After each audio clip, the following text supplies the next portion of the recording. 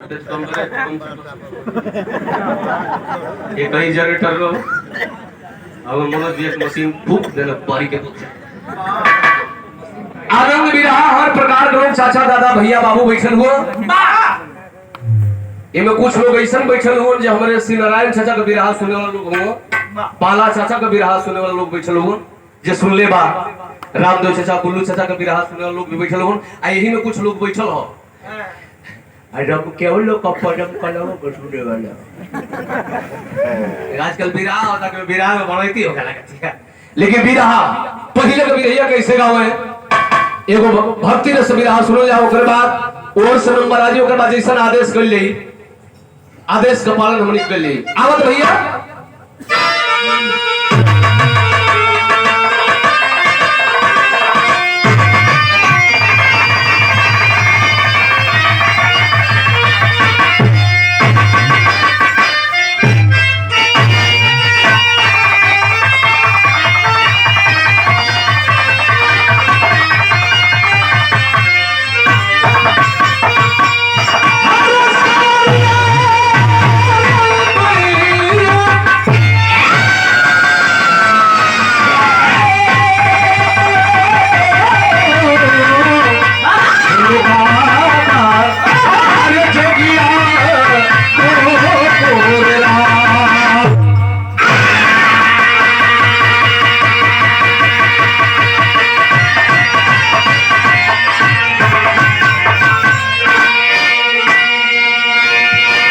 बिरहा सुने वाला भैया बाबू लोगों से हमार निवेदन बा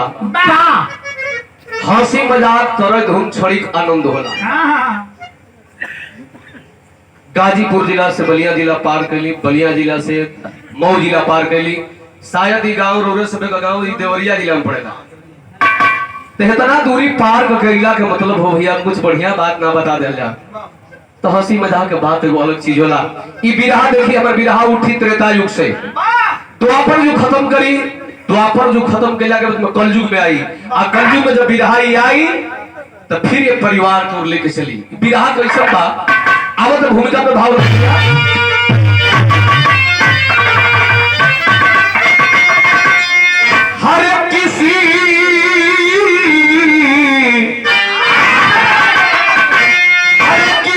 को न छोड़ा है कलयुग का पहरा सभी को है अपने मन में बसाया ए चाचा हो पकाल का परवल का उठल हो चाचा घरे जी बहो ए चाचा हो पकाल का बचल जा धोमो जरूर जा तोहरे लोग के देख के तोड़ के बिरहा गावे शुरू के का कर बजा जमानो में भैया लोग इतना रंगीन हो गए गवैया के लगे प्रधान की मजबूरी बा हमारा गौवा मतलब ट्यूबवेल बा ट्यूबवेल हो के बगल में मला आलू भाई के डेरा है एगो मला अच्छा चाहूंगा पुरान हो गेल बड़े बाबूजी को उम्र कहूंगा तो उ अइलन परसोइया में कार्यक्रम रहले जब प्रधान के बगलिया में तो के वाला अब बड़ा बिरहा में घूमे चले जो यूट्यूबर पर खूब हिला कहां चल में हिला का करी पब्लिक ने हिलवावत है पब्लिक ना हिले तुम कहा वो बिरहा में तो बढ़िया बात बताओ देखो चाचा हम कह दे कि हम कहले कि मेरे पुरान लोगों के बिरहा कहते चाचा चल दे घरे से कुल के रामायण तो काटे धावता है हां सगर जन अब सोचल कि सारी उभरला हम जानते नहीं अब वो हम के बुढ़ऊ दादा कहल कि एगो बिरहा में का बढ़िया बात बताओ कहली कि चुकी नया जमाना के बताओ दी तो खिसिया जी हम कहूँ कि चाचा जब सीता जी के चौराई के रावण लंका में ले गई कहना कि ये हम नहीं जाना तो बड़ा कला मार कर क्या हो गई कि अब का कही कहले कि रुकन के महाभारत ले चली कहले कि चाचा जब कौरव पांडवों के बीच में महाभारत लड़ाई लगा तू ही बड़का महाभारत जाना लोग बड़ा अरे कौन बढ़िया बात बताओ बढ़िया बात बढ़िया कौन बात बताई हो सके बता दे किसिया जो हमारे घरों के लोगन से कही दो महाभारत बताए देंगे काटे धोता कहली का अच्छा रुको खिसियो तो खिसिए ले चली ना ओकरा मार कहले कि चाचा जान तो जो हमनी के बिरहा गा क्यों जानो तो प्रधानपुर से आगे 1 बीघा के खेत में खूब लम्हार ऊख लगा हुए और उखिया के खेतवा के बीचों बीच एगो नारी रहे तो के जब नारी के बात हो तो कहते कहवे ना एगो लड़की ना खूब अंगुरिया वाला मोबाइल ले रहे अंगुरियावत ना डांड की ओनी से आवत रहे कहवे कि एगो लड़का ओवर से पर वो बतियावत रहे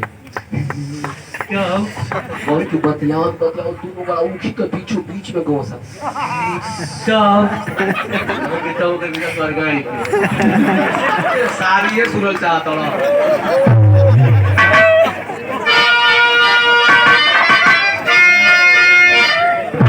मजबूरी में भाई सुन जा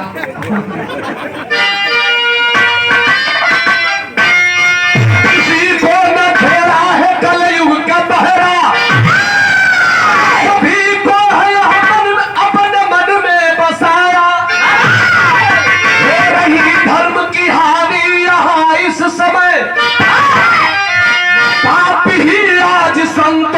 सम्मान पाता सुनाऊं कहानी कलयुग की यारो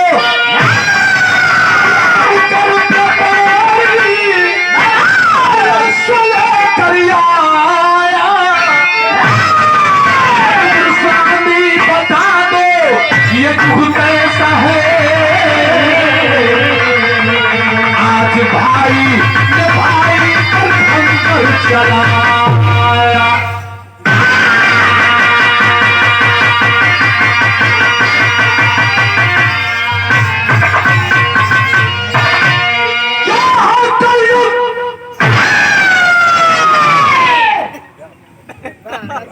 और परम श्रद्धेय श्री अर्जुन यादव जी ग्राम सभा शेरपुर की धरती से 101 पुरस्कार श्रोण नमस्कार प्रणाम सब भैया लोगों के प्रणाम बस ध्यान से विरहा के सुनिए विरहा में कलिन कोवाली के नमूना लगा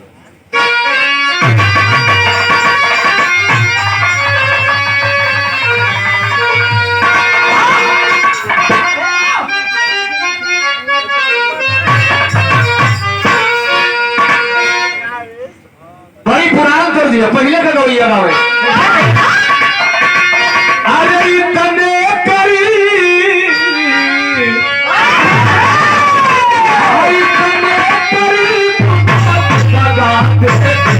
मुझे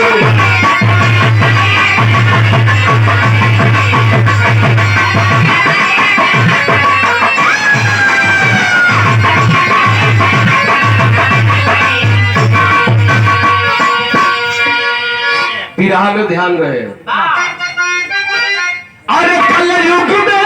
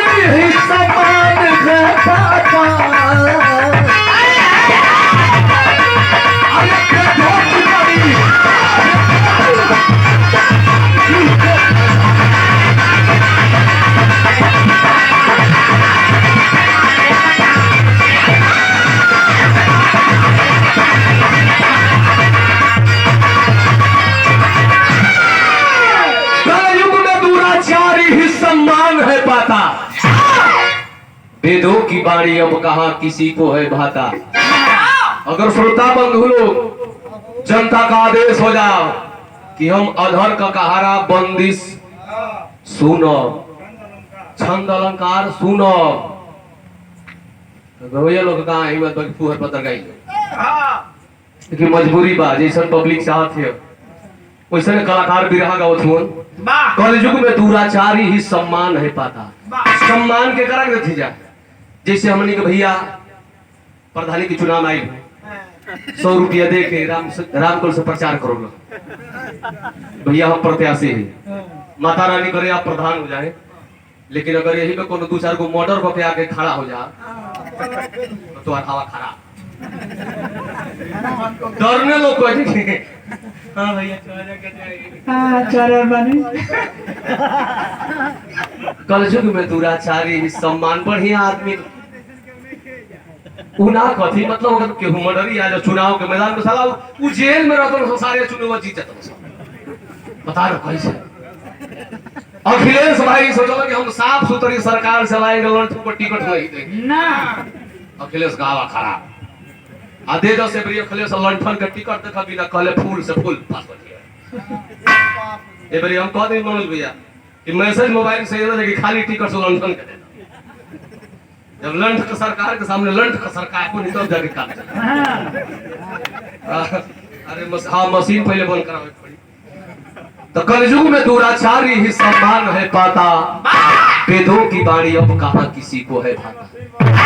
हमें समय बिरहा की शुरुआत हो गई, बिरहा कैसन बा नट गाय लगल।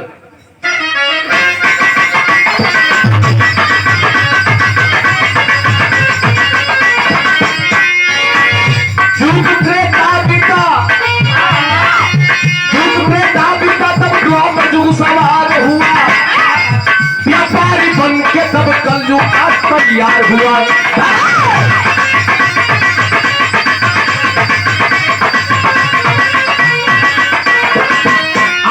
कलयुग धर्मराज की राजधानी में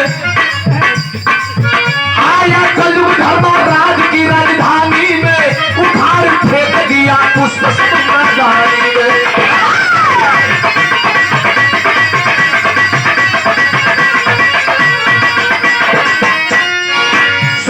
देव जी जब फूल लाने आए उजड़ी बाग देख के मन ही मन बुराए।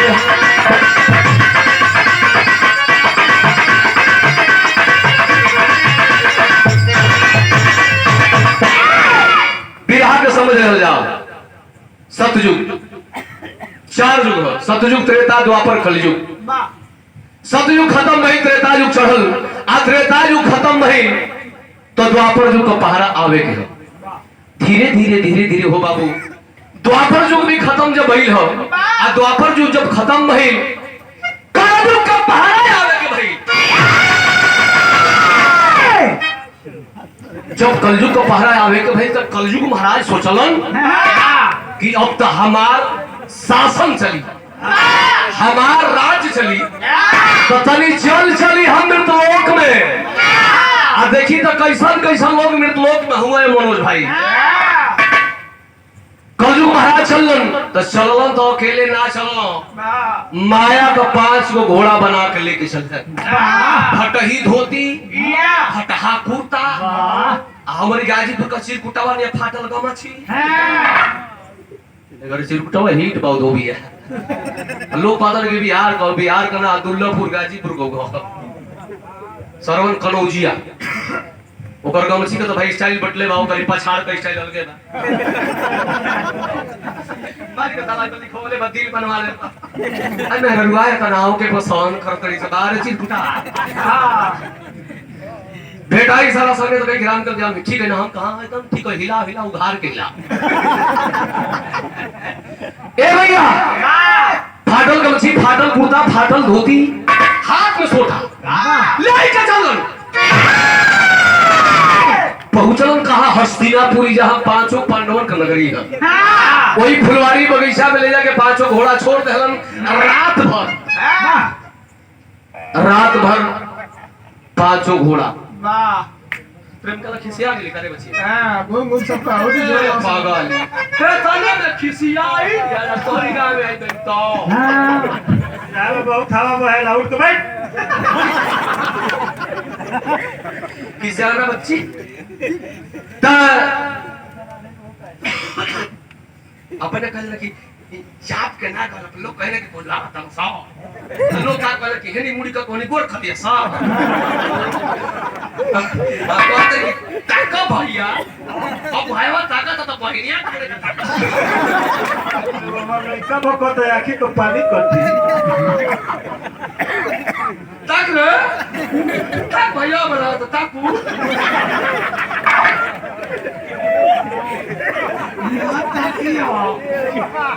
खिसिया कभी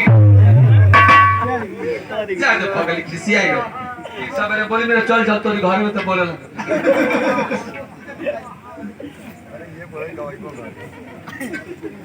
और एक समय पुरस्कार पूजनीय हमारे बड़े भैया श्री सुरेंद्र यादव जी भैया की ओर से हमारे गार्जियन की ओर से भैया की ओर से स्वागत है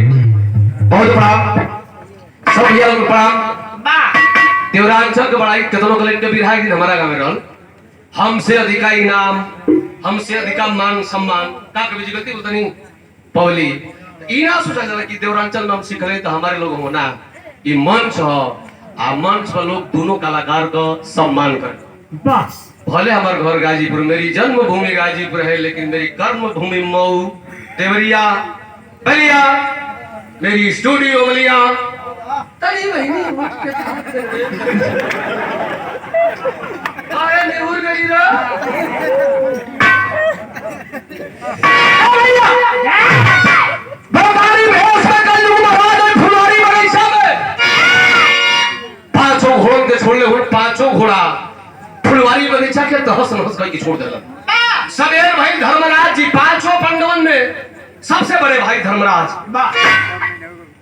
साधु संत किस्म के आदमी संत विचार विद्वान आदमी पूजा कई के पूजा करे अच्छा पूजा करे के तैयारी में स्नान कैलन अपने छोट भाई से कि भाई रे तंजा फुलवारी बगीचा में से फूल तोड़ के ले आओ धर्मराज जी भेजल छोट भाई सहदेव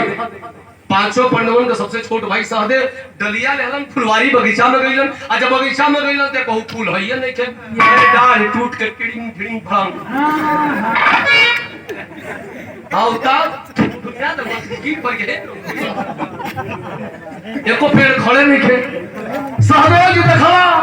गुस्सा में लाल कलयुग महाराज से को बात करो तब बड़ी फुरार लगल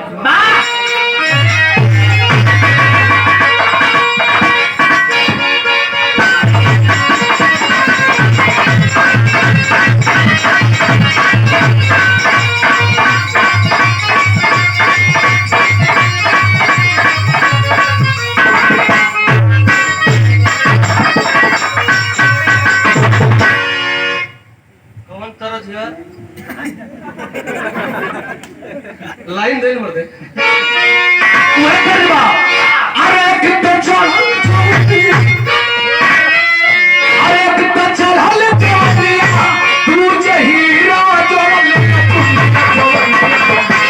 जवानिया जवानिया कमर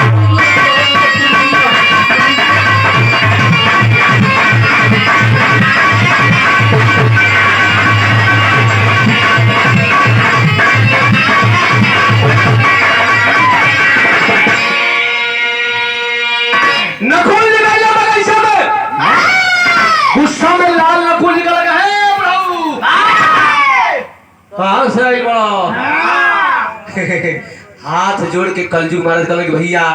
दोहाई दोहाई सहदेव भैया छोट भाई सहदेव जी दोहाई सहदेव भैया का हम व्यापारी हई घोड़ा लेके आके छोड़ ले कहल कि घोड़ावा छोड़ ले तो के बगैचो नहीं लो अरे साला इते को लगे नहीं खपुलाइले मन तक तक मार दे पक दे कपड़ा फाटी छै तो बाऊ ना लगोले हम कलजुग महाराज कहल कि त टेढ़ बोला हां सहदेव जी कहलन का अरे दिल में उठाई लहरिया ए व्यापारी अरे दिल में उठाई लहरिया अरे फेंकल उठाई के बर फुलवरिया नचरिया तेरा भले से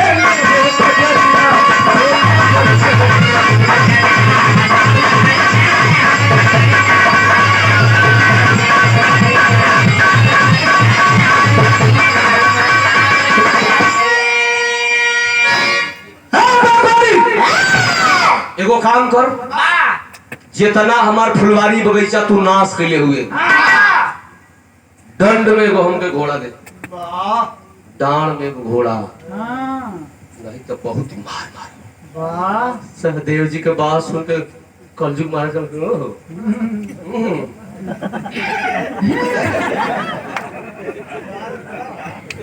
घोड़ा ले घोड़ा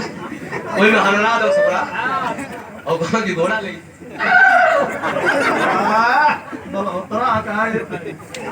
घोड़ा चाहिए कलश के कलजी महाराज कहला कि हे भैया हे सरकार हे नखुल जी बाबू ई पांचों घोड़वा कर्जा से हम लेके आई है कि घोड़वन के बेचब घोड़वन से जन फायदा हुई हम गरीब आदमी हमार बाल बच्चा यही से जिएला बाबू हम व्यापारी आदमी हैं एगो काम करन बाबू हाथ जोड़ के कलजुग महाराज नहीं हो रहा करन आ कलजुग राजा कहताड़ी कलजुग राजा कहताड़ी मन हमर भक्तिया भैया बात मान हमार कलजुग राजा कहता है मन हमर भक्तिया भइल बात गलती भैया करना सत्या भैया एगो बड़ा मतलब अगर ले भाई के बाद गरीब आदमी का पूरा धन ले बाबू हमार पांचों घोड़ा लेके जा घरे चल जाई हमर मेहरारू लइका पूछिया सके कितना फायदा भइला त कह दे कि पांचों घोड़ा बच्चू ले लो सहदेव जी कहला कि साला ई नाटक कराता चोरो बनावता कहला कि ठीक बा चल पांचों घोड़ा दे दे देखा ई गुस्सा में सहदेव जी कहला कि पांचों ले दे हां कलजुग महाराज कहले भाई पांचों ले बनाओ पांचों ले बनाओ पांचों मत हो एगो सवाल करतनी पांचों लेबो तो सेतिहा ना लेबो एगो छोटी चुकी सवाल बा हमरे सवाल का जवाब दे दो अब पांचों घोड़ा लेके जा सहदेव जी कहलो कि कौन सवाल है बिरहा सुने वाला भैया बाबू लोग बिरहा गौला का मतलब ना होला बिरहा समझौला का मतलब होला अब बिरहा सुनले का मतलब ना होला बिरहा समझले का मतलब होला तोरे धुन छड़ी का आनंद होला पहला सवाल पांचों पांडवन का सबसे छोट भाई सहदेव से पहला सवाल कलजुग महाराज का कहले बड़ी पुरान तर्ज स्वर्गीय रामदेव चचा गावे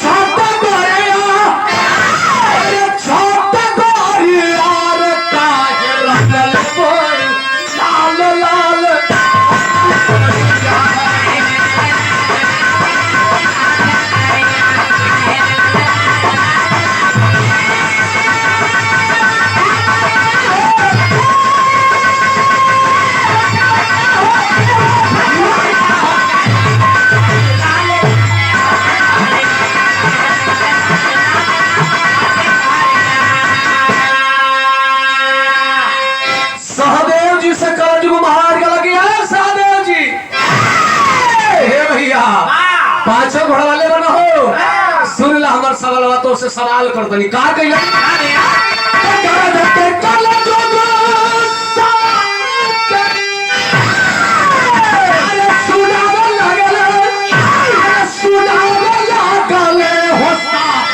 देवजी से कहि के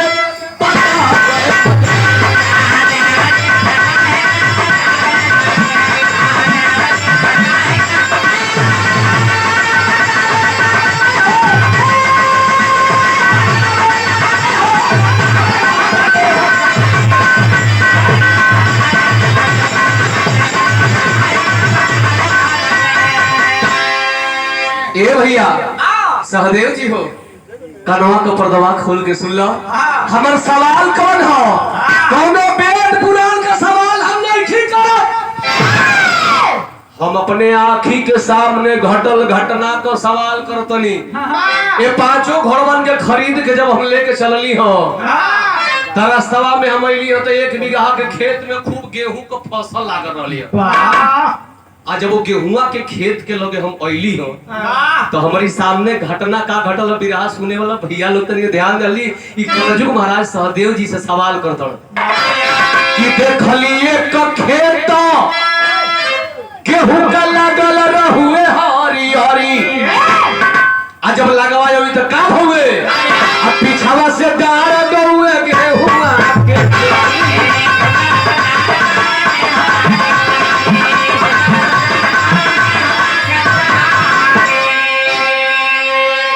जब हम खेतवा के लगवा हुई उ गेहुआ की खेतवा के जो चारों ओर से डाल रहुए उ डालवा गेहुआ की खेतवा के चरत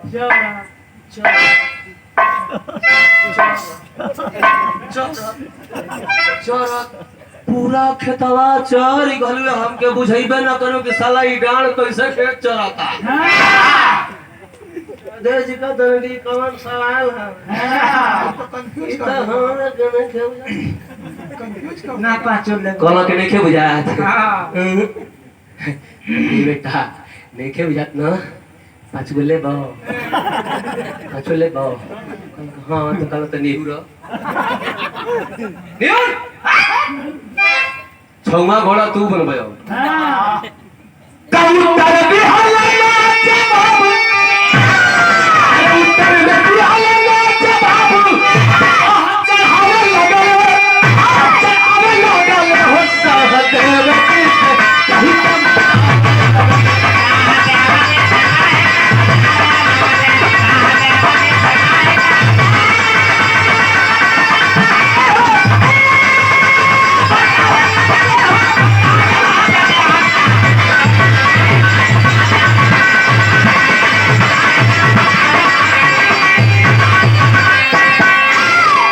सहदेव जी का बाल चढ़ाई के अब कलजुग महाराज बांध देना कहना कि 5 गो तो चरते बना सब बगीचा में अब यही में तू यही में छौवा घोड़ा के रूप में सहदेव जी बन गए घरवा धर्मराज कहना कि ये नकुल आई सहदेव को डाली फूल लेके आई रे चला ई जो खा मत तन तन पानियो गिरे लगा साला ई तो सर्दी जो खाम चलता है गाड़ी ई कितना फूल लेके आई पता लगाओ नकुल जी चल रहन सहदेव जी के खोजे फुलवारी बगीचा के ओर तभी रहा के टेली के भाव लगा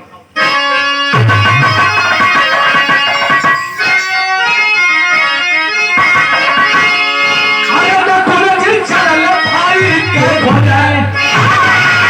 भाई नकुल जी चल भाई के खोजे सवाल दिल बचिया के पीछे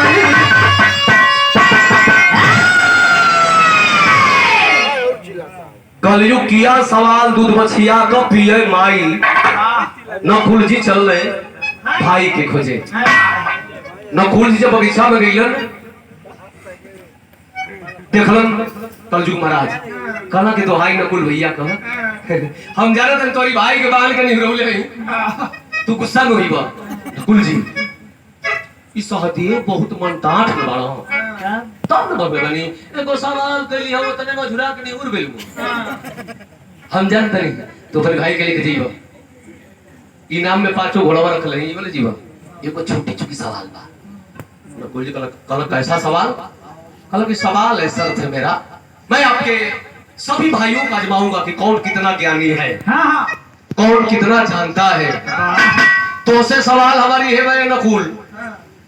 कि 5 घोड़वन के जब खरीद के लेके आवत रही तो हरिया में एगो गाय कुलोही रहो सो गाय चरावत रहो सो गाय के झुंड में वो गाय भी हुए आज यही बछिया जमीन पर गिरुए गैया उनके बछिया को दूध पिए लगे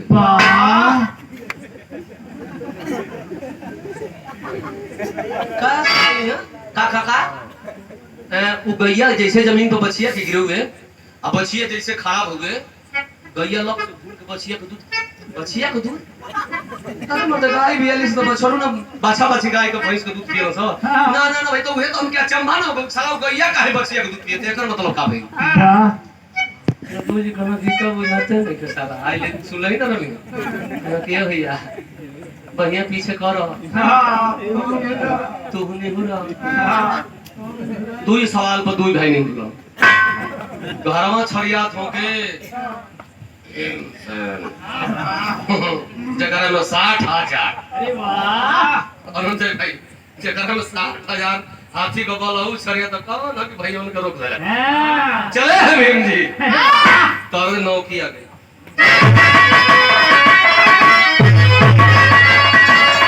क्या हो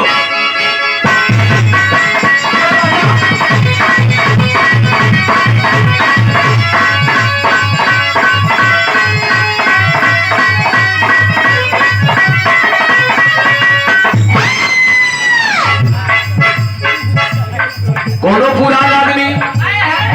ऊखी के खेत में खुरपी लेके घास काटता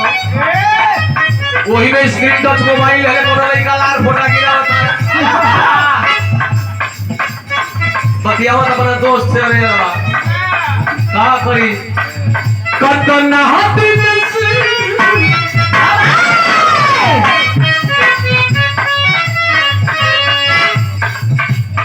प्रेम कला जी कहलिए कि बड़ा दुख भरल कहानी है लेकिन कोनो गवैया बोले बाकी आज काल के लड़की पर भरोसा नहीं करियो आज काल के लड़की उड़न बात वही विपद को मारा लू लड़का मारा हरी में बतियावता कतना हाथ से लड़की के वही तेरा में हो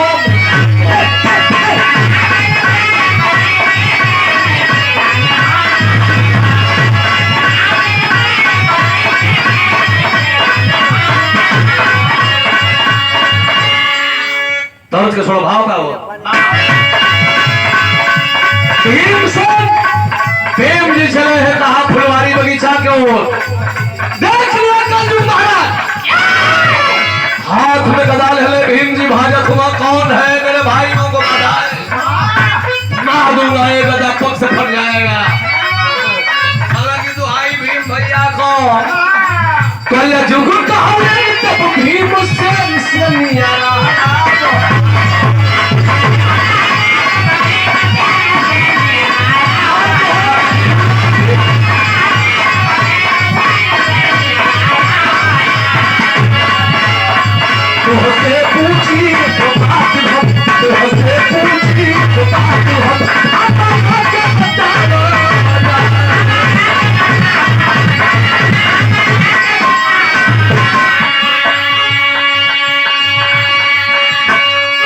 भैया नाराज मत होगा तोरी दूगो भाई के बांध के हम निगरूले ही हम जाना थी तो गुस्सा में हुआ तू बहुत बलशाली हो भैया गधा नीचे तो गधा महादेव व्यापारी आदमी नदी बहुत ध्यान जी बाबू है तोरी भैया के जानता ना कई सवाल के लिए दोनों जुड़ाई लो सब तोहर से कोई छोटी चुकी सवाल बा हमारे सवाल का जवाब बता दो अपने भाई के लेके जा 5 घोड़ा लेके जा भीम जी कहे कि क्या सवाल है के सवाल है घबरा मत बच्चा भाजा मत सवाल बा जब 5 घोड़ों के हम लेके आवत रहो ते एगो गांव में कुल लइका मिल के एगो भैंसा के बढ़ल रहू भैंसा अब भैंसवा की मुंह तो ना दिगल रहू सा एगो पछो ना दिगल रहू सा तला हमरा ई ना बुझो कि भैंसवा आगे से खाला पीछे से खाला कैसा सवाल है बताइए बताइए पूछिए पूछत हूँ भीम जी कलयुग महाराज सवाल करत हूँ देखलिए गोत्रीस्य हम अरे मतलब वो करना जानी आवे बात समझ में नहीं ये भीम भैया तोहसे हम पूछत बानी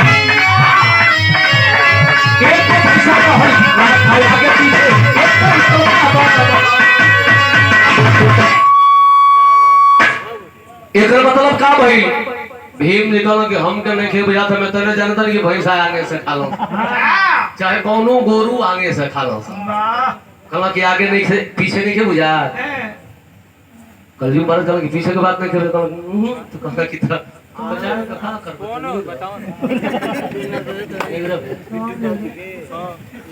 ये दुनिया में सबसे बढ़िया छूट बात को छूट लगल भीम जी के कल के लेंगे सरकार तब बाधा मुसुक चढ़ा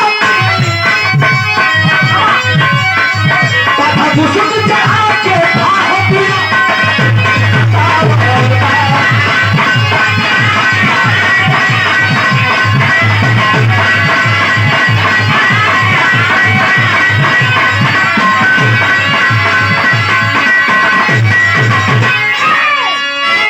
सवाल पर 3 भाई बांधल गए। चौथा नंबर आ गए अर्जुन, महाभारत के सबसे धनुधर भाई अर्जुन। धर्मराज जी कहे कि अर्जुन 3 जना तो फूल लिया कि हमके पूजा करा लो दे नंबर तोरे अर्जुन देखा उठा लिया धनुष बाण अर्जुन चल जा बगीचे को। जब चलन हा तो तर्ज बदल गई बड़ी का चक्का हो।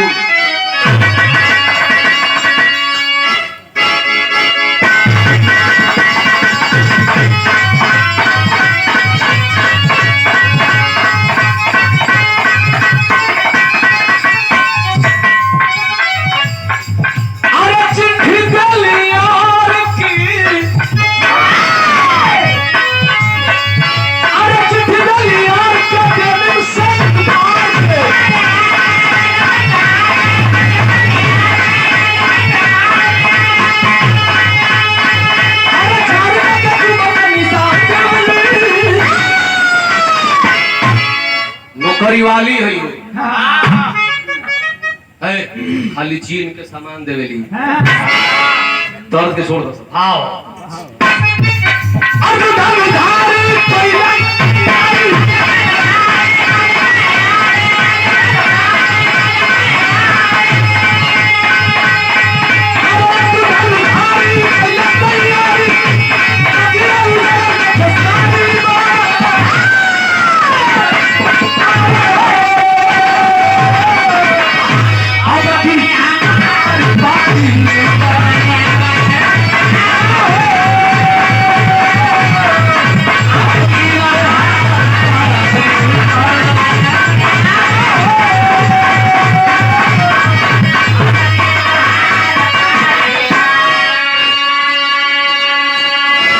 धनुष पर बाढ़ चढ़ोले अर्जुन जी कौन है मेरे भाइयों को बाधा है चला दूंगा बाढ़ साला मिटा दूंगा दुनिया से। खलजुग महाराज खड़ा हो गए दुहाई अर्जुन भैया का हम व्यापारी आदमी गरीब आदमी बाढ़ मत छोड़िया भैया मर जाई हत्या लग जाई परिवार हमार बाल बच्चा खिला भी मर जी भैया लगे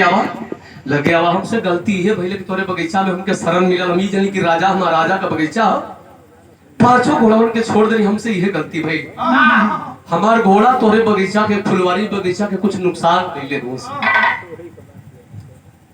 दंड के रूप में तुहार तीनों भाई हमार 5 घोड़ा मांगत हो ते कई सवाल के लिए तुहार 3 भाई नहीं रहो तोहरों से वो सवाल अर्जुन भैया हमारे सवाल के जवाब बता दो अपन भाई लेके जा घोड़ा लेके जा ना बता नहीं अर्जुन कल के नहीं बताएंगे तो कल के नहीं बताएंगे तो थोड़ा कष्ट होगा कष्ट होगा थोड़ा आपको भी निभना पड़ेगा। अर्जुन जी कहो क्या सवाल है कल की सवाल को रामायण पुराण को हम ना करते अपने आँखी के सामने घटल घटना को सवाल करते हमारे सामने का घटना घटल सवाल करते कलयुग महाराज का सवाल किया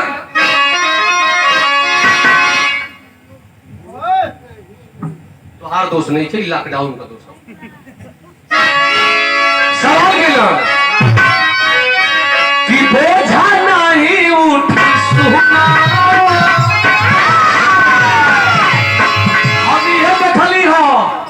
घोड़वन के लेके आवत रही आम के पेड़ पर एगो लकड़हारा चढ़ के एक बोझा लकड़ी काट के बांध के जब उठाऊए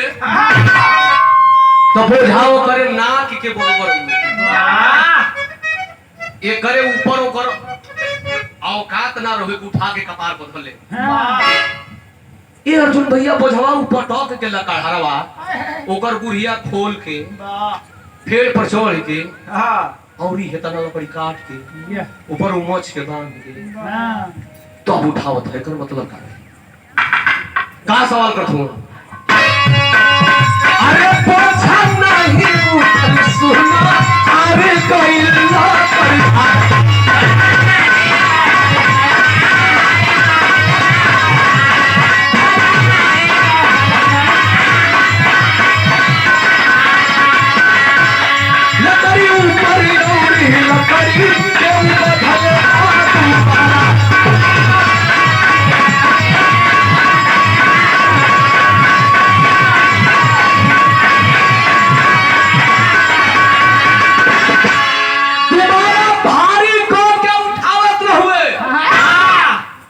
मतलब का भइल अर्जुन जी कहता रहे कि आतनी मंद बुद्धि का होई बुरबका होई तब ना भारी बोझा कर रहे अर्जुन जी के हमरा जी कही कहलन कलयुग महाराज के बुझाऊ बात ना अर्जुन जी कहलो कि नहीं खे बुझा अगर नहीं खे बुझा तो का करब तू ये लोग की श्रेणी में आ जा निहुरा बाबू दस कट्ठा भारी पाथ गए हारी और ऊपर से भरल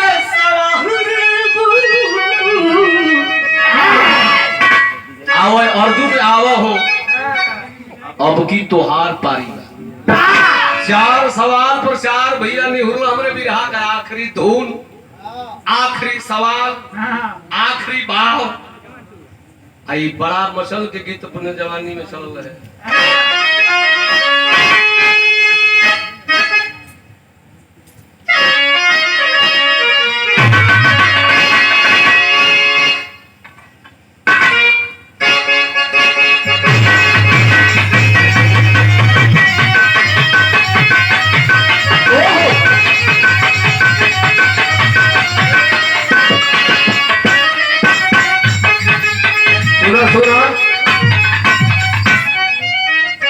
पिछाओ में दुनिया ना आगो काट काट के भगली हाँ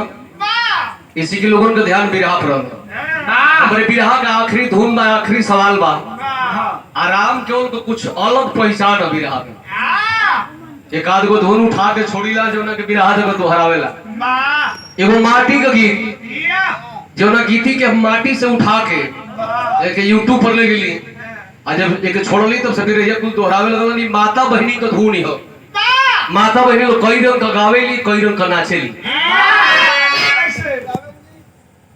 का कैसे कैसे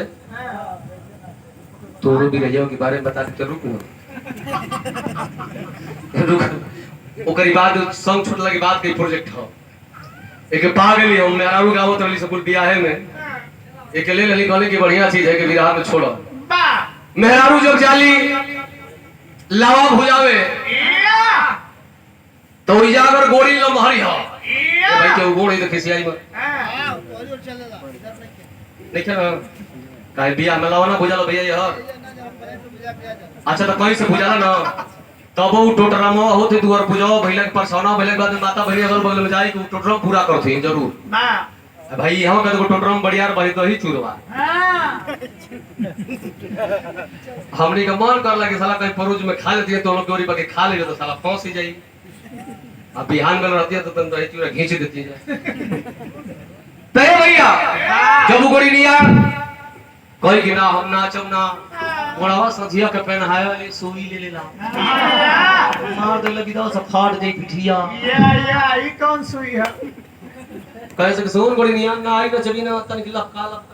नेहर के बचकाई लेता निशा ना आई ना जबी तो सड़िया इनेला गोड़िया मजबूरी में हो जाए गांव का माता बहन लोग गोलाई में खड़ा हो जब गोलाई में खड़ा हो जाए गोड़िया बिच्चा में हो जाई अगलिया बगलिया का माता बहन लोग गावेली पता नहीं इन्हीं का कवि के होला हमनी का कवि लोग गाना लिखत लिखत सिहरा जात हो लेकिन पता ना हमको बुझाला कि एगो ओ गांव कावले तो नया मैटर ले आवे वो कई रंग गावेली कई रंग नाचेली गोड़िया को गजबे नाच होले हम खाली गा के बता दे तनी कैसे गावेली सा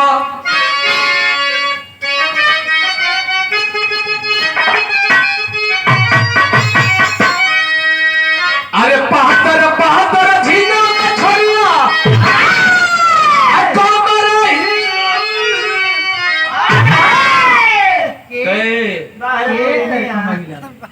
वो जन्ना हुई तो ले प्रेम कला हुई तो हिलावे है बात के ओरिजिनल बता दें प्रेम कला देखो मैं आरारू ओरिजिनल नाच बता दिया ए चंदन हट हां बाबा नहीं मानता तन प्रेम कला ताको बनी ठाकुर आने थके ले जाओ किसी आज हम नहीं बोलो तो हां में बड़ा में तू बदल बन तो हम साफा भाषा गाड़ी दे तू उठ के भागी कौन नहीं तब लो मेहरारू की तरह गावेली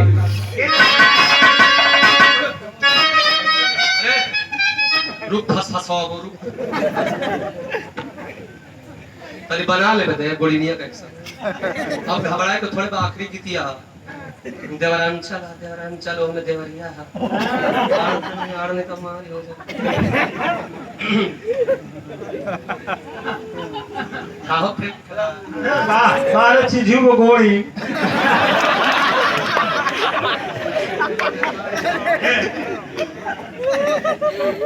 गोड़ीनिया कैसे नाची कैसे गाई मनोज भैया भी रहा जगत में पहला वैरायटी काम भेजल रहन रजनीगंधा के समय कैसे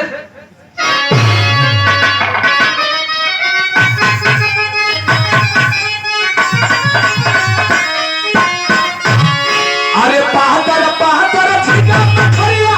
पाहतर हिला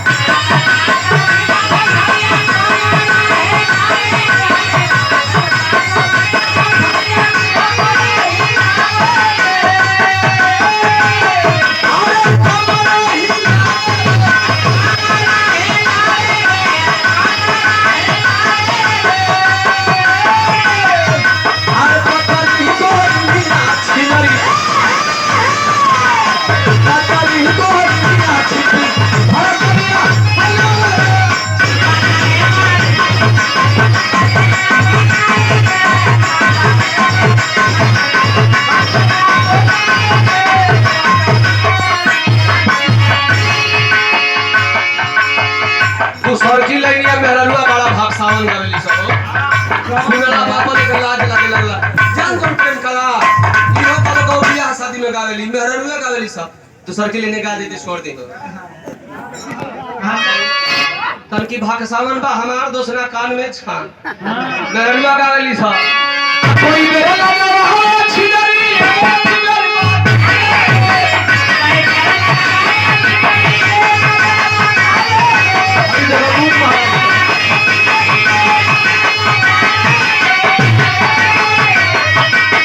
केहू के बुझा चाहे मत बुझा हमारा गुम महाराज के बस बुझा गेल बा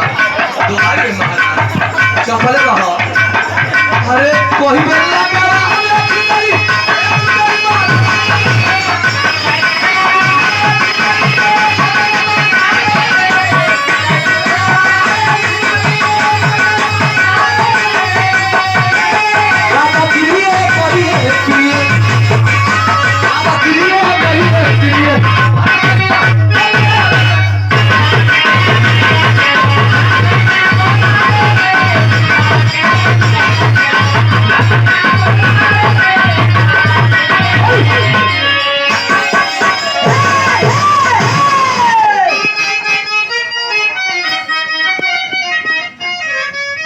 और एक समय पुरस्कार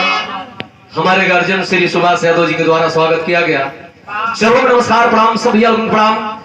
हम विराह जगत में जब पहला बार कदम रखली देखो धूम गुणऊ नाच का चलल रहे गवना करौला ए पिया बड़ी पुरान धुन है तो श्री राम भैया प्रकाश भैया अखिला यादव जी लोग के देन से एगो एल्बम भई जना कैसेट का नाम रहल पौलू ड्राइवर में भता के बोल रहे मीना भारद्वाज कैसेट का नाम रहल ओमे उनके भूत धैले रहल आप लोग देख लो YouTube चैनल पर त भूत धैले बा खेलत रही ओमे हम सोखा बाबा बानी भगत के हो हम गली करे अच्छी हां से रे का भइल बा एक जना बाड़ो में राम भजू यादव अनंजय भाई के दोस्त हूं तो कहत कि बाबा देख ले हमर मेहरारू हो तनी झाड़ दे बाबा लौंगिया सटाई तो ठीक हो जाओ तो मैं मीनाक्षी राज का सवाल वो गीत में आज भी YouTube चैनल पर बा श्री राम कोल यादव मीनाक्षी राज कलाचारी गीत तो में बड़ा सुंदर गीत बड़ा लोग देखला बड़ा लाइक कइलन वो गीत आज भी हिट बा ओमे सवाल कैसे और 500 में पुरस्कार हमें और शाम केवल यादव जी को पुरस्कार से स्वागत किए परम श्रद्धेय श्री चंद इंद्रजीत यादव जी घर मालिक महोदय साहब चलो प्रणाम सब यादव प्रणाम। आखिरी गीत बा हम विधा के रोकना चाहते हैं कि तक ध्यान दे रहे तक की धुन है एक लाइन मैटर बा मीनाक्षी का सवाल है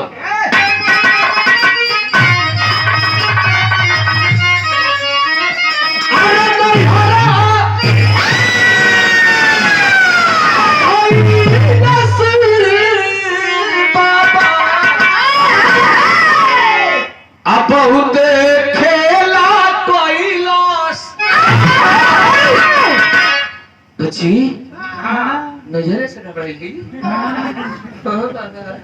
तुमने अच्छा बच्ची तो इलाज कर दिला दे बेटे उनके वाला है अरे यार मैं धैर्य से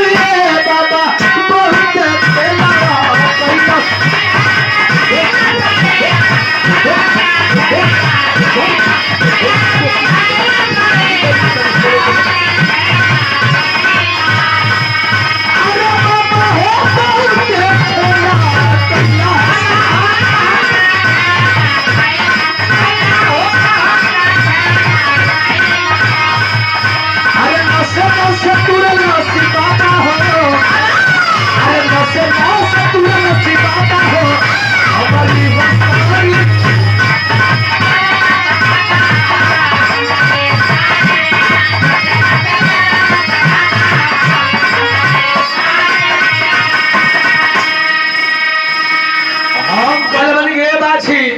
तोरा ने जतना मरीज रमकौला सोखा के गइली सब वो ठीक होके गइली सब जब झाड़ दी तो जइबे न करे से का करिए सर सवाल का जवाब दे बड़ी हम अरे मन के मजा बाछी दारू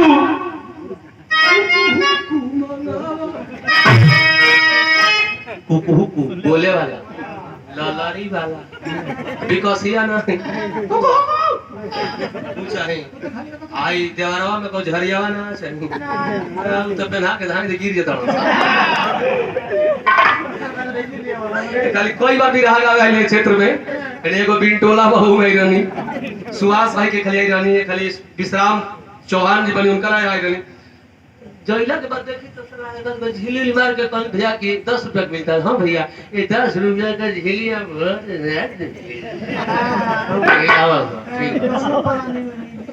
ये कौन पलानी में नीली ठीक है दुआई भाई लो ओमे हम सवाल का जवाब दे रही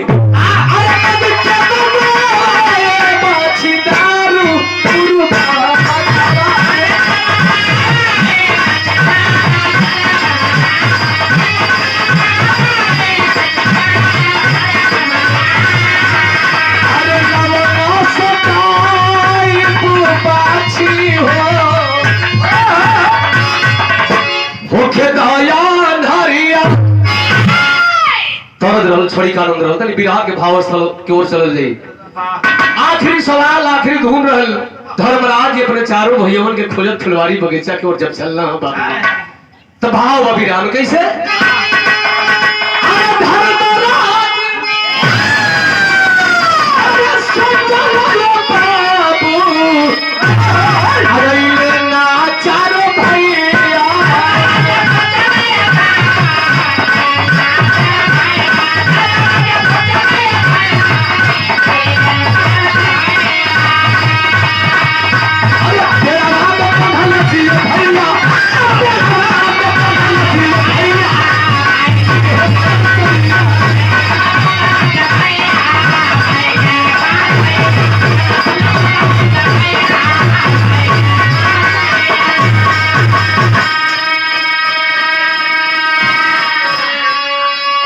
धर्मराज जी जब बगीचा में गईला चारों भाई के बहिया बांधल है चारों भाई निहुरल हुआ सोटा लेले कलयुग महाराज बगीचा में घूमत अच्छा तो धर्मराज वो बही आज फरियाई दे कितना बुद्धिमान विद्वान हो 4 दिन का तो हवा खराब हो ना बताइए तुम गैले धर्मराज जी हाथ जोड़ के प्रणाम कर हे देवता हे महाराज के हई रुआ ई काहे हमारी भैयों के बांध के नहीं रुले कौन गलती कैला सर कलयुग महाराज कहला कि हे धर्मराज जी तोहर चारों भाई बहुत मन डांट चारों जने के छोटी छोटी सवाल में जुराई के नहीं रुले हम जानत रहे कि रुआ आई हमारा सवाल का जवाब बताई अपने भाई को छोड़ा के लेके जाई धर्मराज जी भैया भैया बात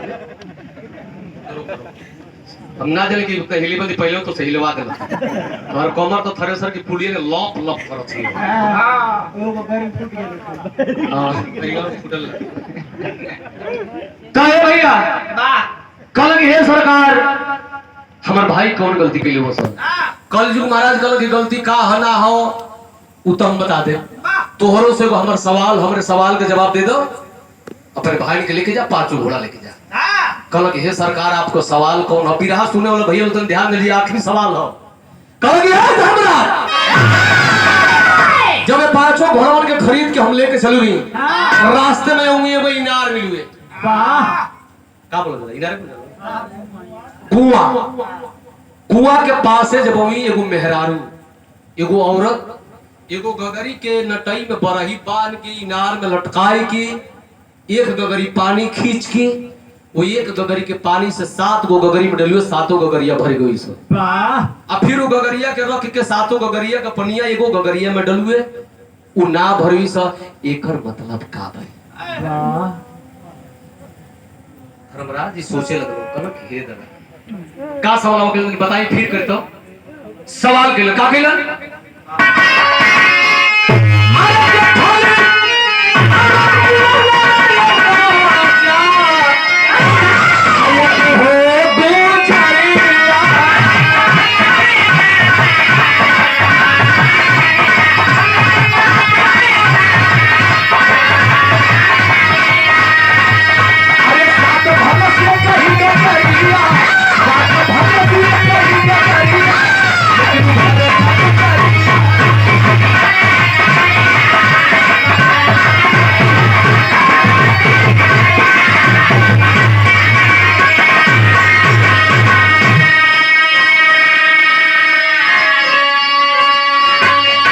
धर्मराज जी एगो गगरी भरल पानी का गगरी 7 गगरी के भरले रहल आ 7 गगरिया का पनिया जब फिर वो गगरिया में गिरावल गए वो गगरी ना भरल का मतलब का भाई धर्मराज जी सोचे लगलन साला एकर अर्थ जब निकली एक गगरी से 7 गगरी भरल है आ 7 गगरी से एगो गगरी ना भरल है एकर मतलब जब निकली न सतयुग में भइल बा और एक 16 पुरस्कार परम श्रद्धेय श्री बालेश्वर यादव जी आपके ओर से स्वागत भइल चलो नमस्कार प्रणाम सब भैया प्रणाम एकर मतलब जब निकली ना सतयुग में भइल हो न त्रेता युग में भइल बा न द्वापर युग में भइल हो एक अर्थ जब निकली ई कलयुग में हुई तो कहीं ई कलयुग महाराज तो ना हुई और एक 16 पुरस्कार परम श्रद्धेय श्री रोहित यादव जी ग्राम सभा लीलाहवा के धरती से एक 16 पुरस्कार भैया के नमस्कार प्रणाम सब भैया लोग प्रणाम भैया लोग भाई लॉकडाउन में पुरस्कार 100 रुपये जाकर लोग बुझा तो हालत खराब हो गई उनका चाहे मैं फीलिंग वाला लोग चले ध्यान में पवन सिंह खेसारी रितेश पड़वा पूला के कॉमेडी बनाओ तुमसे कौन धान काटा तो दिखा दे कि मैं धान काट रहा हूँ काटा जे हित लोग बड़ा ऐसी कहावा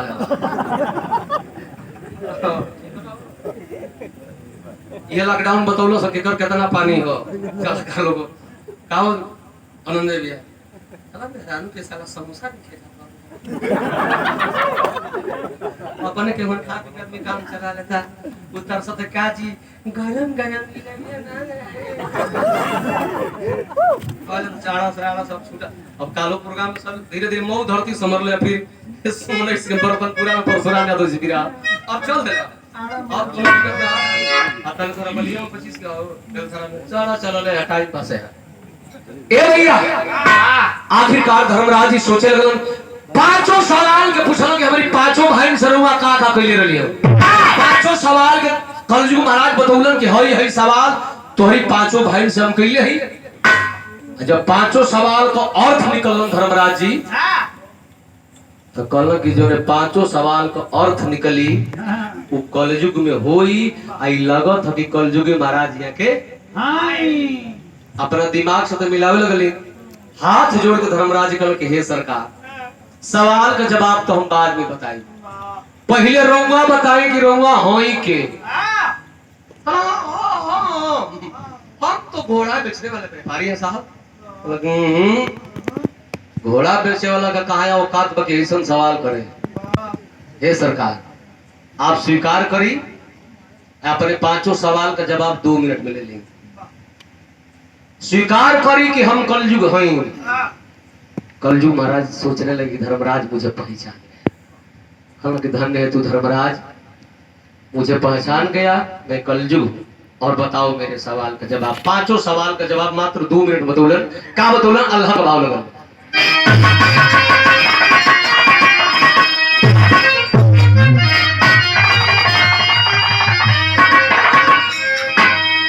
अरे प्रश्न का जवाब धर्म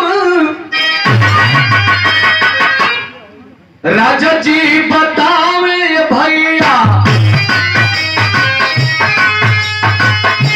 आप हरि कलल नामी पति हो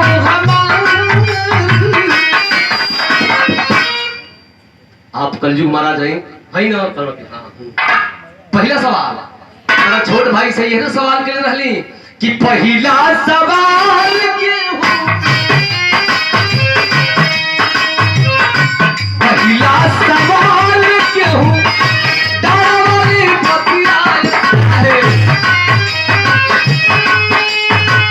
आप कहिए ना सवाल रहल कि गेहूं की खेत के डाल चरले रहल। तो हे सरकार,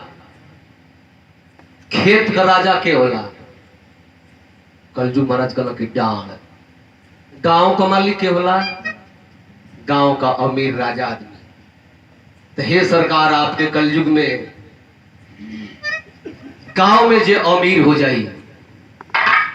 वो हमेशा गरीब का हक हिस्सा लूटी खाई नोची बकूटी की चाहे कि गांव में से खत्म हो जाए। क्या आपके राज में राजा प्रजा को सताएगा? कहा कि बिल्कुल, मेरे राज में, मेरे कलयुग में जो अमीर हो जाएगा वो हमेशा गरीबों को सताएगा। मैंने खेत का राजा डांड में ना बतावे लगे फलाना करी भीतर जो तो नहीं तो डड़वा से कहू हराई ट्रैक्टर का अगर न हरवा चाहिए अगर हरवा बाहर होई मार दे के पग देखा पर फेंक। खेत का राजा तू हम नहीं जा तू तो 10 साल 20 साल 50 साल 100 साल बाद चल जाए। खेत का राजा के वाला डड़वा वाला वो डड़वे साबित हो कि फलाना राय फलाना यादव प्रेम कला जादव कही डाल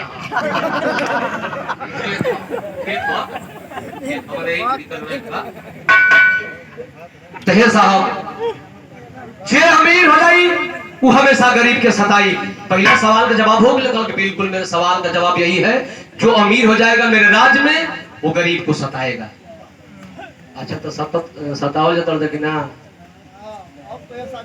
पूरा देश से लगाई या परदेश से लगाई या गाँव में लगाई। गाँव में पुलिस हवा लगाना नहीं खा सका केतर दोनों का हिरन का गांव बाकी बचल बढ़ जाए सड़क पर जाए के साला हम लोग के टंग तो सब दोनों लोग टंग दो सब आई मनोज को सौंदो लिख दीते सब लॉकडाउन में ताव गजन भइल बा विस्कार में पूजा पूजा पाठ बियाह शादी साला मैं गजन देखा तो दुर्गा पूजा में ठीक ठीक होला कि ना होला। हां तो वो लोग जाना तो लोग कपार फूल जाएगा एकदम बनना आ गलती देखा जाए त ना बड़ा केहू पीर हाकराई को है कोनो पुलिस वालों से बताइए जानो परमिशन लेना नहीं, परमिशन ना ले वजह काम चल जी कहवे कि ए दरोगा हित हमर हित हो तो सार तो के पहले ही बेच दिया नहीं साले 30 लाख रुपए में ठोक दूंगा बंद करो। तो इज्जत से बेइज्जत करे भैया, यही सरकार में ये हो जे राजा हजू गरीब के सताई। यहाँ पे लोग विचार करो। दूसरा सवाल कौन रहल? अरे दूसरा सवाल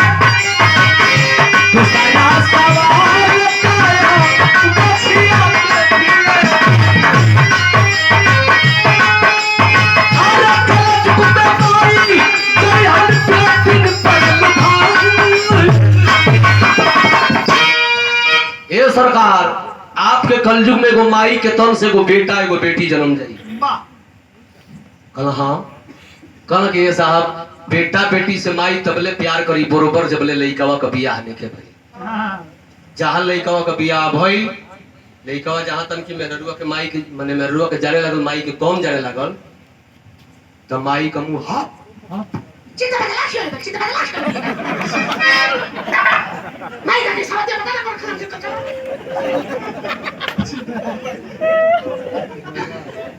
अगर भाई ऐसा कर वही ऐसा कर हो जाए ऐसा कितना हमारी लेखा के फरमाइश हम माई के सरकार उमाई तबले बेटा बेटी से बरोबर प्यार करी कि जबले लइकवा को मेहरारू नहीं खेल तब ले इसने हुई का कहलो कि बिल्कुल मेरे राज्य में आई होगा माई तब ले खुश रही जब ले पतो ही नहीं खेले पतो ही तो इला हां तीसरा सवाल कौन रहल अब तीसरा सवाल भाई साहब आगे पीछे नदी आए अब के ऊपर धान होई तो खिसियाई मोर अगर हमारी बिरहा में बात अगर तोहरा पर लागू होत हुई तो एक पर सुधार कर ले प्रधान जी चाहे पूर्व प्रधान हो गए चाहे वर्तमान प्रधान हो गए चाहे प्रधान प्रत्याशी हो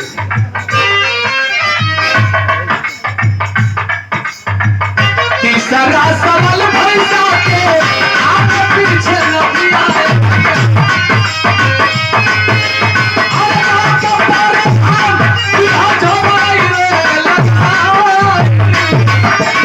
झगड़ा का मतलब बता देनी आगे नाद पीछे नाद एक मतलब हे कलयुग महाराज आपके राज में गांव का जनता मिल के बढ़िया इंसान बढ़िया आदमी के खोज के प्रधान बनाई जब वो प्रधान हो जाइए गाँव में दूगो भाई के बीच में अगर मार हो गई एगो पिटा गई एगो मरले बा तो जब पिटाई तो पहले दौड़ के जाई ना भैया प्रधान जी तो क्या मार दिलस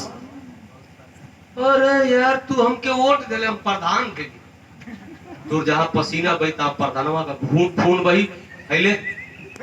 ले 500 रुपए का ठोक दे भैया जो रही तो देख ली प्रधान बनी जैसे कि अगले चुनाव देखे के बाद चुनाव नहीं चाहिए अगला देखे के बाद ऐसे कि दोनों के खुश करके अच्छा तो गोइल 500 प्लस जाके फैयार डाल दे जो मरले बाबू वो पहुंची प्रधान जी बड़ा ढिठाई करत रहो तो मार दे ठीक कइला माता वैसा चाहबे करी दे रही हम दमबाड़ी ना तोर करी कौन चीज माने प्रधान जी मुंह से बोलल हां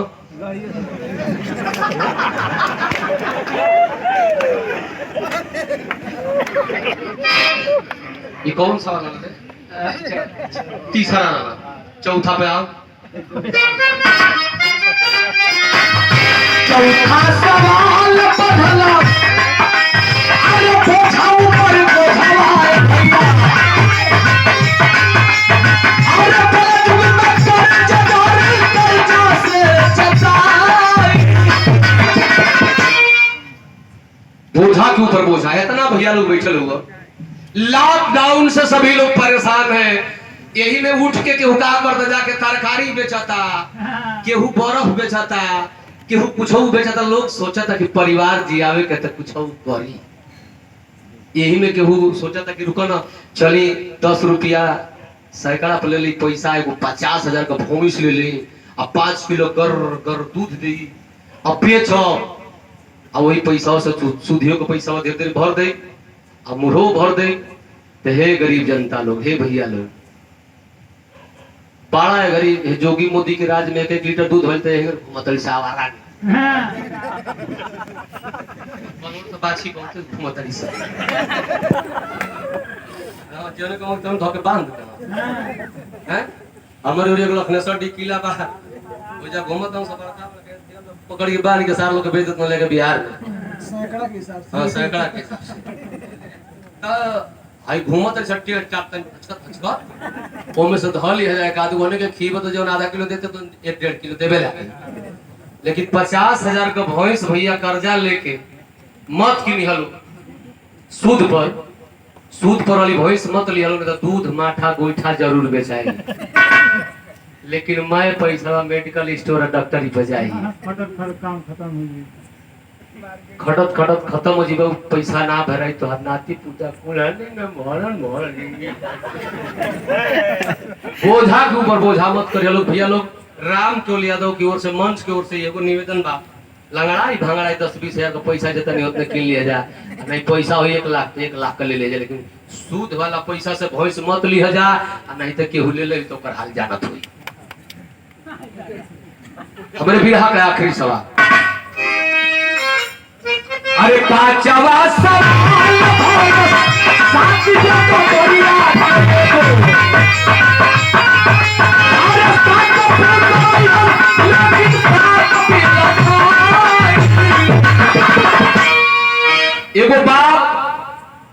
एगो माई मिल के 7 गो बेटा पैदा कर दिया, पढ़ा लिखा के सातों को बियाह कर दिया, जो योग्यता जो रही नौकरी भी पा जाई। 7 गो बेटा 7 गो पतोह के बीच में 37-38 को नाती पुता हो जिया। जो बाप को बुढ़ौती आ जाई, टूटही खटिया मिल जाई, आ वही में से पूरा नाती बोले कि ए बाबू अटानी है दवानी नहीं आओ तो नतिया के नाक लगा के डर डर करते रहले बुढ़ा मुँह नोई। 7 गो गगरी के एगो गगरी भरले है, 7 गो बेटन के एगो बाप परवरिश कर देलस, लेकिन 7 गो बेटा और बाप का परवरिश ना करिहन। तो हे नौजवान भाई लोग ऐसन मत करिहा लोग। बिरहा का ओर से मंच के ओर से निवेदन बा कि जौन प्यार दुलार हमने के अपना माई बाबू के देहल जाई, उससे कम में हमने के लइका हमने के दी हस। 5 सवाल का जवाब धर्मराज जी जब बतौलन, धर्मराज जी के माथे पर कलयुग महाराज अपने पगड़ी के उतरलन, अब बांध के एगो बात कहलन, कहलन का खड़ी के भाव लगल।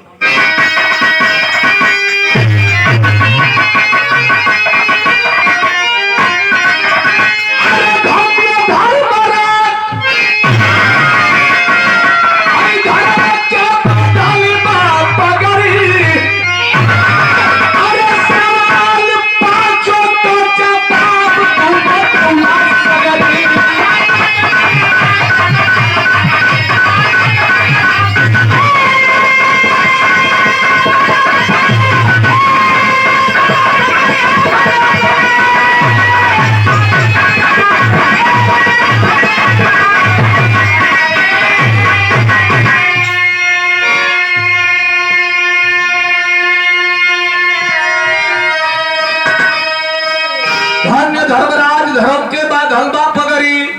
सवाल 5 को जवाब तू बतौल सगरी। कही के कलयुग महाराज भइलन का तब कही के अंतर ध्यान आ भइले कलयुग न जनावा धर्मराज छोड़ौले अपन चारो होगी।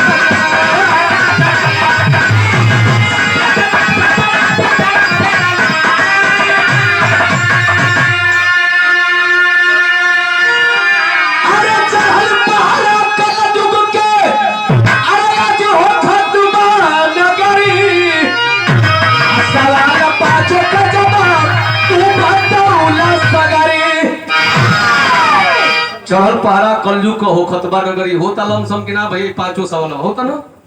आखिरी लाइन जल जखार जतु लौटन की हरे फुलवारी श्री नारायण गंगा सागर बितायो बिहारी अरे न कॉलेज चल भाई क्या खबर